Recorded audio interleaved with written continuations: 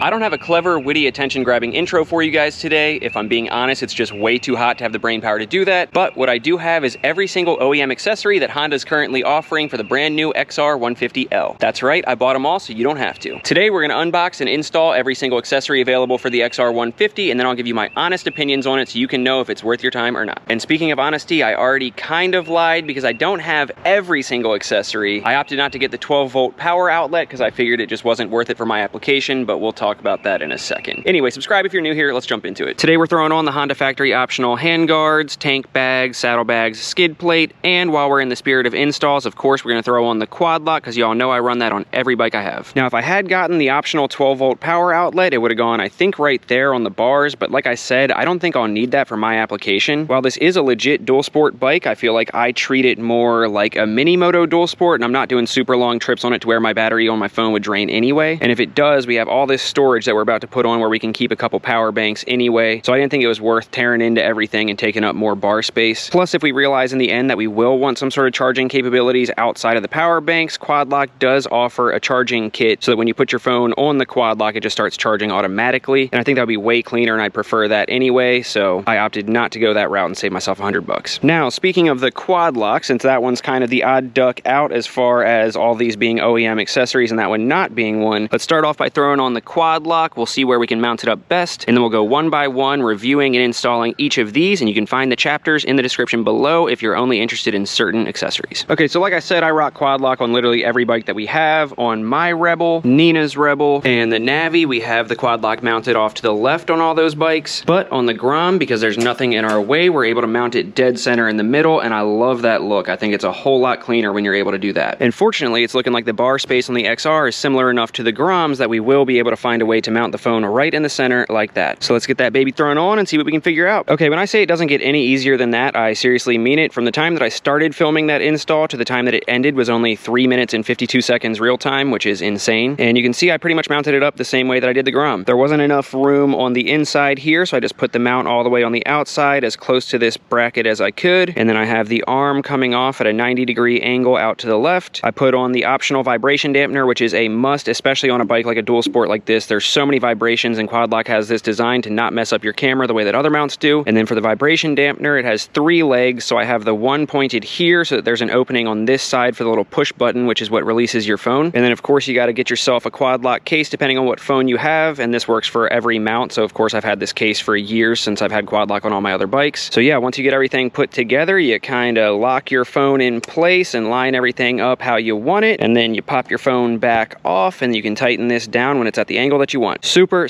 simple, almost as simple as how easy it is to get your phone on and off. If you don't have it, you're missing out. If that sounds like you and you're one of the few people left in the world who does not have a Quad Lock on every single one of their bikes, fear not, you're in luck. Check out the description below for a link to Quad Lock's website, as well as a discount code of mine that'll get you 10% off your entire order. Shout out to Quad Lock for always supporting me and sponsoring this video, and of course keeping my phone safe and locked in on every bike I own. Okay, now which of the Honda accessories should we start with first? I feel like we should start with this storage because we can knock out 2 birds with 1 stone. Plus, we've already talked about the storage since I said we could put power banks in them. Obviously, you can fit way more than that though, because this is 12 liters and each of the saddlebags is 12 liters as well. So between these 2 things, you're getting 36 liters of storage, which is pretty ample. If you read the box, it says that both of them have Ultra Max fabric. Sounds fancy. That offers maximum UV protection against fading. The tank bag says that it has a 100% waterproof rain cover, whereas the saddlebags, I'm not seeing anything about waterproof. So if you need waterproof, this is your way to go. These are not. And then it looks like they both have self-fastening quick release straps, which I think is a fancy word for a buckle. So I gotta be honest, the tank bag I would probably rock as long as it doesn't get in my way too much because the seat's kind of small already. But the saddlebags, I'm not a super big fan of the looks, but if they're functional enough, I guess we'll keep them on. The prices on both are pretty good though. These are I think $117 and this is only $100. So let's take these bad boys out, get them thrown on, and then I'll give you guys my thoughts on them.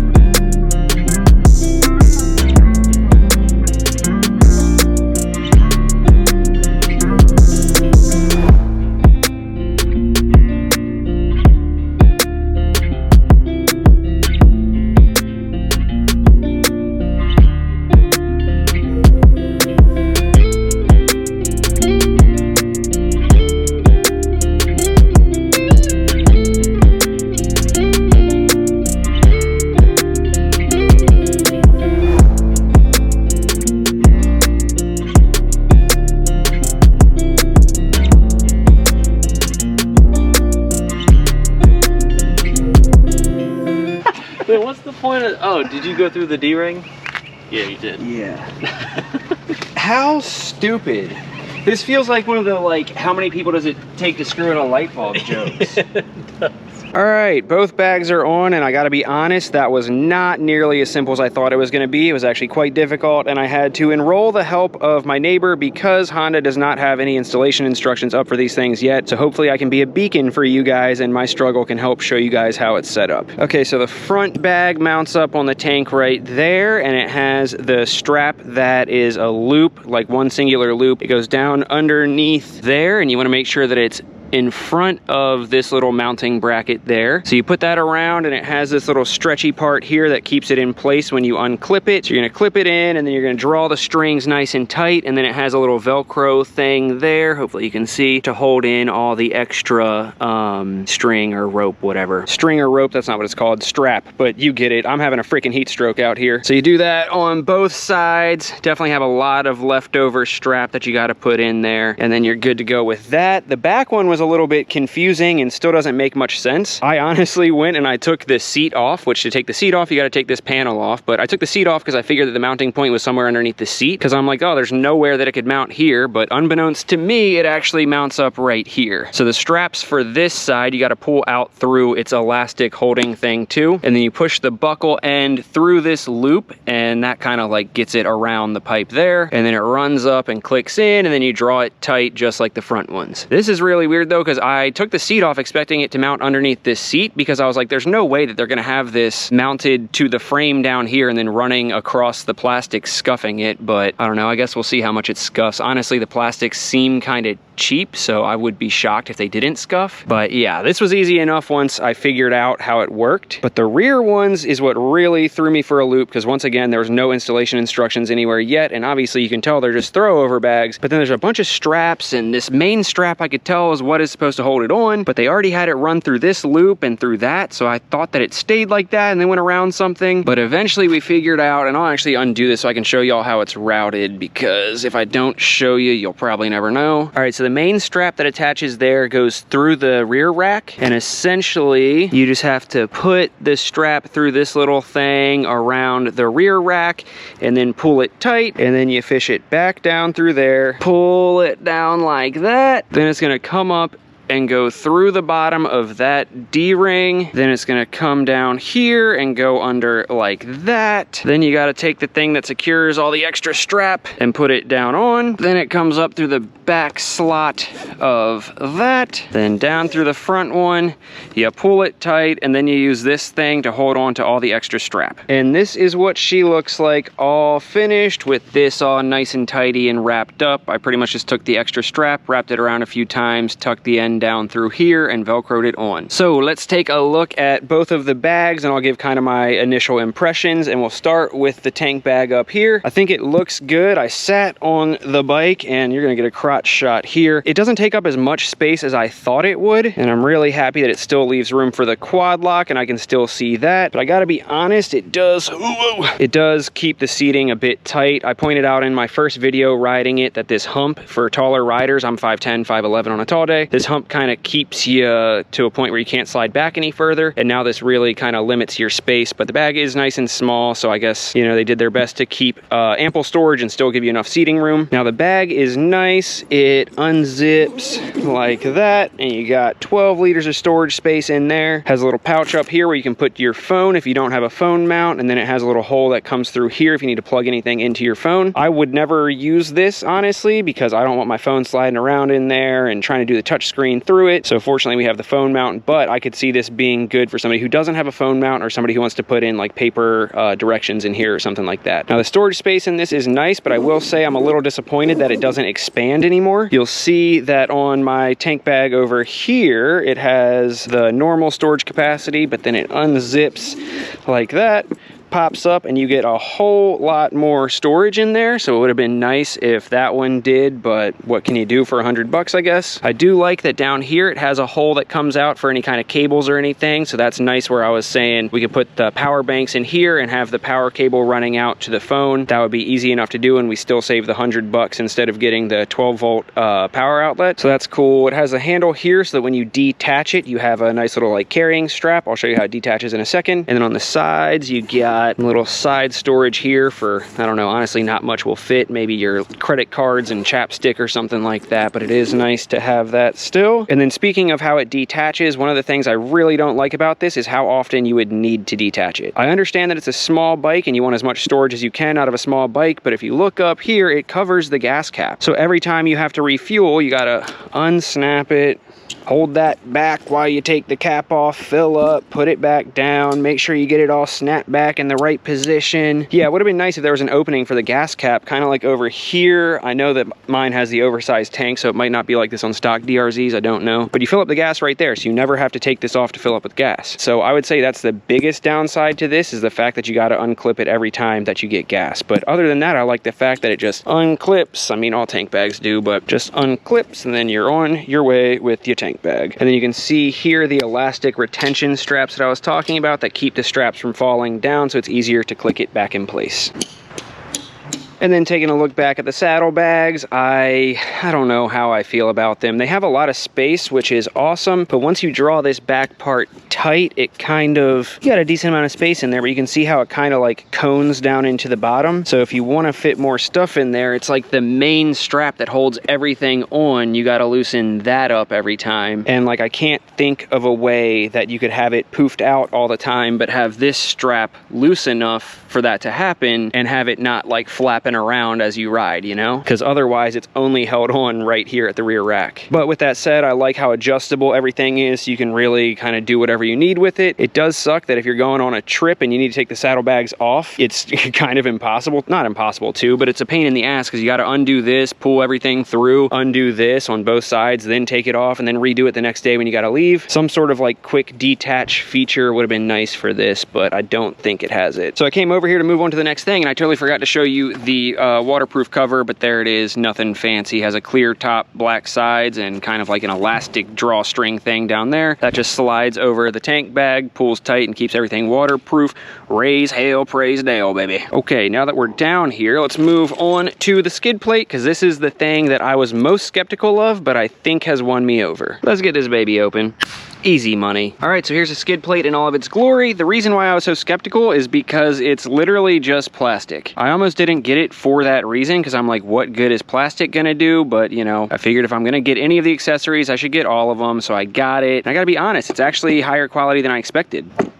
Like, it's super solid. I thought it was going to be more flimsy than this, but it's not. The mounting hardware, although I don't know how it works because there's no installation instructions, seems pretty solid, you know? It's machined, has that cool, like, swirly finish to it or whatever. So that looks good. There's only a couple of mounting points, so knock on wood, we should be able to figure this out. And as much as I'd like a metal skid plate, I figure, you know, I shouldn't be slamming the bottom of this on anything. It's more designed to just, like, be easier to slide over rocks and stuff, not slam down on them. You can see there's some, like, kind of, like, rough edges along there, but it's to be expected for kind of a cheap plastic skid plate, and I think it should look pretty good, and it's nice and light, so it won't weigh it down at all. All right, let's get it thrown on and see how it looks. All right, so I think the easiest way to do it will be to start putting it together before we put it on there. We have these little hook things on the back of it. The front of it will have the part that sticks out here, and it'll say top. The top part obviously goes towards the top, and then that faces the front of the bike. So I think we're just gonna put it kind of like that.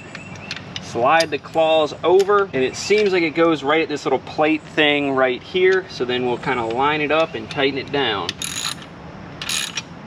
All right, so that's how the bracket should look once it's mounted up. You can see that the claws of it kind of go behind the frame there, and you can come underneath and see that the one hooks behind right there, and the other one hooks behind right there. I was pretty skeptical at first because I couldn't get this one lined up in the right spot, and it was like touching the engine block, and I was like, that's not what you want out of a mount for a skid plate. But you can see that it's clearing it just fine now, and I think the issue I had was that this wasn't really level. So you want to make sure that this bracket is level with that little like support part of it right there. Okay, so now we'll take the skid plate, and that little hook thing hooks right under there.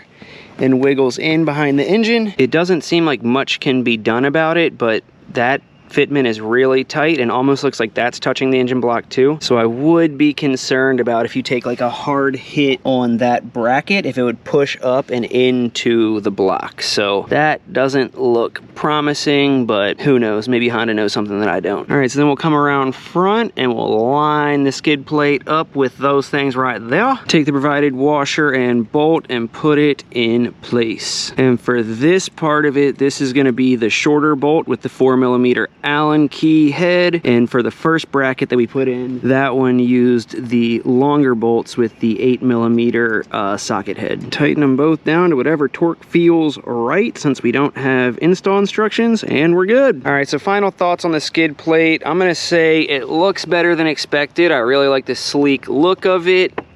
It's nice and solid. If you hit something, it's going to help you slide over it without damaging your frame. But because it's plastic, if you slam down on something like a rock, it's really not going to do anything to protect you. The part up here mounted up pretty decently. I like that all the bolts that are included with it had thread locker on it already, so you don't need any of your own. This bracket was easy enough to install and looks nice and clean, but the kicker is down here. Like I said, you can see that that rear mounting point is touching the engine, and there's no way to adjust this at all to make it so that it doesn't do that. And this could be a soft enough metal that it's not going to damage the frame, but I don't want to take the chance of hitting something and it just like by chance hitting right on this bolt, rotating this bracket forward and hitting the motor. So yeah, I think we're going to have to hold out for a better skid plate. Maybe you guys will have better luck and it won't be touching the engine, but I don't want to risk putting a hole in the block just because I have some El Cheapo skid plate, you know? Seems counterintuitive. And last but not least, rounding out the roster, we got the beautiful looking handguards, looking so good. I love the Honda logo on those, although I can already tell the sticker isn't even adhered to it. All right, let's not get ahead of ourselves. Let's take them out and look at them. And here is what was inside the bag. All right, first impressions, these do not have any installation instructions either, so it's always daunting seeing this many random screws and washers and everything, but I'm sure we can figure it out. But like I was saying, when I was looking at them through the bag, you can tell, I'm like, oh, the logo looks good, but it's like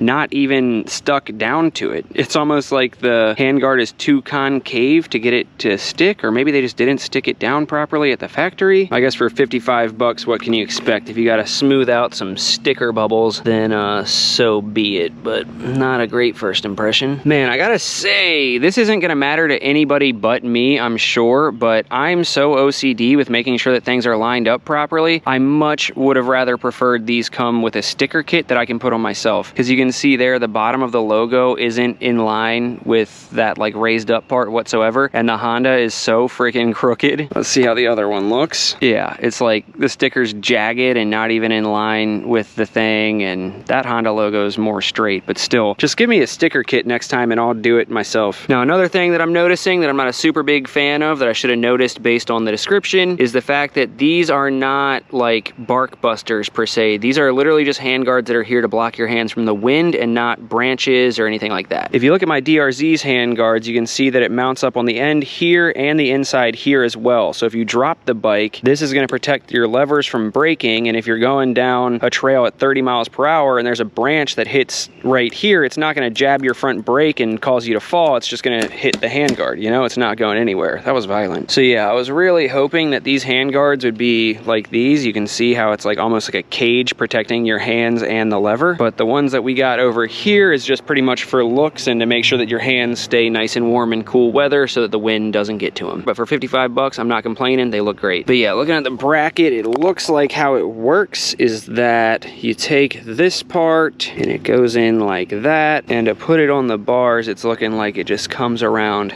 like that. So you can see only one mounting point, nothing on the end. So if you fall, they're just going to kind of come in at you. But anyway, let's go ahead and see if we can figure out how to get them put together. That should end up being the left one, so then this one will be the right one, so we'll slide it in just like we did the other. Now I'm going to take a shot in the dark and say that these long ones go through here. So we'll take a washer, put it down through there, take a washer, take the lock nut and put that on the bottom. Then we got 8mm for the lock nut and a screwdriver, so we'll tighten that down. All right, so we got both brackets together. Now we'll put this on this side, and I'm assuming not the longer ones but the shorter screws here with the world's smallest smallest Allen key. All right, we switched to the iPhone because I know the GoPro won't show it clear enough, but I thought it was a really small Allen key, and it's not. It's literally one of these star-shaped ones. It's a T20 right there. Like, who at Honda made that call? Who normally just has these like T20 things laying around at home? I'm shocked I did because I've never used them before. Stupid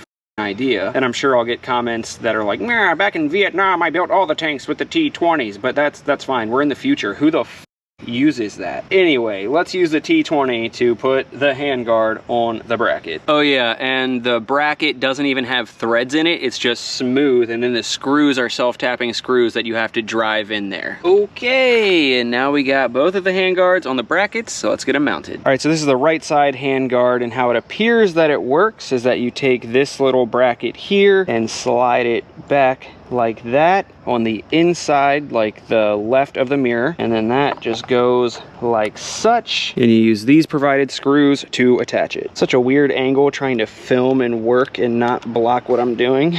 All right, yeah, it's flimsy, but it's on. Now let's repeat on the other side. All right, and they're on. I gotta be honest, that headache was worth it because they look so freaking good. And like I said, I kind of wish that they had more protection other than just wind protection. But for how good those look, I cannot complain. Now, obviously these are white and my bike is white. From what I've seen, the handguards are only offered in white. I haven't seen black ones. So I think if you have the black XR150, you'll just have white handguards. Maybe that'll look cool. I don't know. Maybe I'm wrong. But they look sick. I did my best to get them lined up, and I think they're lined up pretty even. And even with my OCD from 3 feet away, you can't tell that those stickers aren't even, so I think I'm over that. And like I said, it's really not going to offer any protection. They are flimsy as hell. Like, I would imagine at 60 miles per hour, they'd probably be flapping in the breeze like floppy little dog ears sticking out of a car, but who knows. Overall, for the handguards, I am pleased. For only 55 bucks, you can't go wrong. Obviously, if you want the protection that I'm looking for out of handguards, you're gonna spend more money on bark busters. So for 55 bucks, they're looking real nice. All right, 4 hours later, we are all wrapped up, and I have her pulled out to do a 360 shot of all the mods for you guys. Now, it did take much longer than I expected it to, but rest assured, now that you've seen this video on how to install everything, it will not take that long for you. It just blows my mind that there were not installation instructions for any of these, and I kind of had to figure it out, which is what took the longest. But I gotta say, she's looking great, and hopefully I saved y'all the headache of having to figure it out yourself now that you've seen how to do it. And to wrap things up, what is the verdict? What is staying on my bike and what is going? The handguards are staying and the tank bag is staying, but the skid plate and the saddlebags are going, definitely. The saddlebags are just too convoluted for my taste, and I'm not gonna need that much storage space anyway, so it doesn't make sense to leave it on there. If I do need extra storage space, I'll probably just use something like my Kemimoto rear bag, and that has, I think, 30 liters if I'm remembering correctly, so that rear bag by itself has more space than just those saddlebags, and it's easy on, easy off. The skid plate, you already know why I'm taking it off. It just doesn't protect anything. If anything, I feel like it almost puts the rear of the engine at risk. As for the tank bag, it's staying because I like the storage that that brings. I won't need much more storage than that personally, and even though it'll be a pain in the ass taking it off every time we have to get gas, it shouldn't be a super huge concern because Honda claims over 340 miles per tank, so how often are you actually gonna be filling up? And the handguards, of course, they're staying. They look good. I'll probably get bark busters or something similar in the future, but for now, I think it's the best looking thing I've done to the bike, so they definitely stay. Well, that's gonna do it for this one, guys. Thanks so much for watching. Hopefully I covered everything that you needed to know and more about all of the OEM accessories for the XR150. If there's anything I didn't cover or any questions you have, leave them below. And remember, these are just my opinions. I am brutally honest, and I'm kind of picky about what goes on my bike. I may be totally out of touch with what you need for your bike, so if you're doubting it all, go ahead and order it. Everything's so cheap that it's worth a shot. But me personally, I'm just super excited to see what all aftermarket stuff comes out, and you know I'll be scooping all of it up when it comes out and doing the same type of video on it, so make sure to subscribe if you have not already. And shout out to the Patreon members for making all this possible and helping me chase my dreams. I will catch y'all on the next one. Love you guys. Peace. Oh, so basic. Hope you play this. Damn, I prayed it. Nice song, and I became this. Old souls fake it. Pay those placements. Fuck shit. And I'm still waiting on the brighter days. Been a minute, been rough many times more. And I'm kicking rocks to a sky of gray. Praying hard, talk to me before I'm done for.